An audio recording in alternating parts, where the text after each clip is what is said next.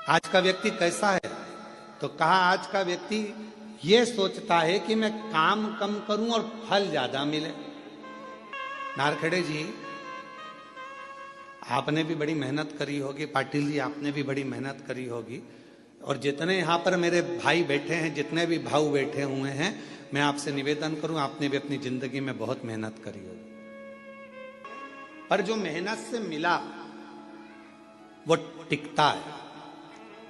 जो तुरंत आया वो तुरंत चले जाता है, पर हमारी सफलता हमारी मेहनत पर निर्भर करती है।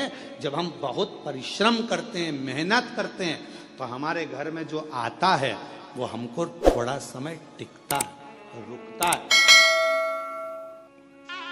जो अचानक आया अचानक चले गया वो फिर टिकेगा नहीं। और मेहनत कर कर जो सुख मिलता है ना, वो सुख दूसरा ही है।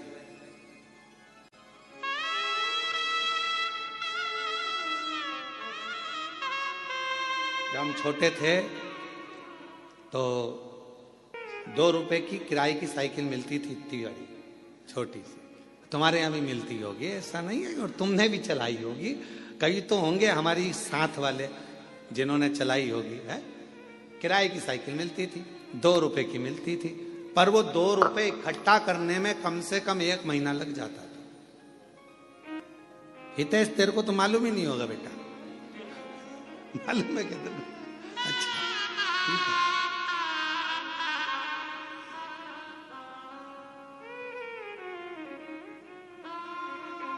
वो 2 रुपए इकट्ठे करने में 1 महीना टूट जाता था। भगवान हमारी मौसी को भेज दो,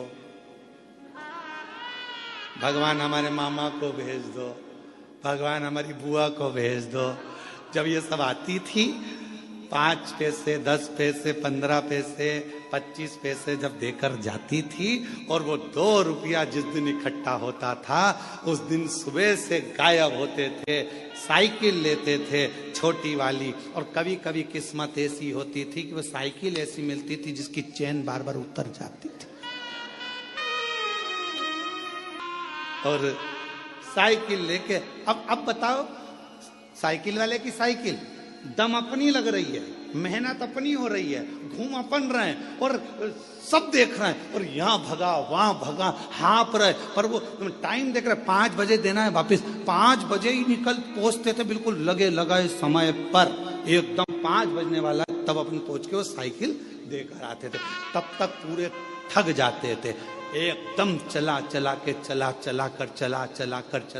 कर वो 2 रुपए पूरे वसूल कर लेते थे। और फिर मम्मी पूछती थी, बेटा वो देकर गई थी 15 पैसे, 10 पैसे, 20 पैसे, 25 पैसे, तो उसकी तो मैं साइकिल चलाया आया, क्या मिला तुझे? तो मम्मी बहुत मजा आया, आनंद आया, खुशी मिली, आनंद मिला। इतनी मेहनत जो करी है ना, तो ये मेहनत कर कर जो सुख मिला है, उसके आगे सब शून्य है, सब शून्य।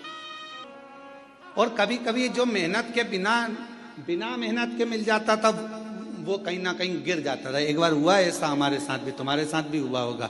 नवरात्रे का समय था, नमक चौराहे पर बैठी माता जी हमारे सीहोर में, और नमक चौराहे पर माता जी बैठी, और माता जी बैठी तो वहाँ पर एक स्टेज बना, स्टेज पे साबुन रखा, पाउडर का डब्बा रखा, और नहाने का साबुन, कपड़े धोने का साबुन, सरफ की थैली, और वहाँ ले जाके खड़ा कर दिया। 10 पैसे दो और 10 रिंग फेंको।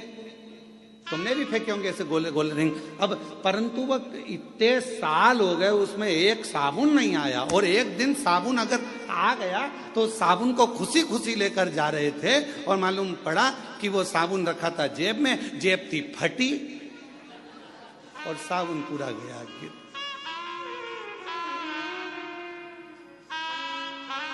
तो जो मेहनत से मिला वो टिका, और जो मेहनत से नहीं मिला वह हाथ से खिसक गया।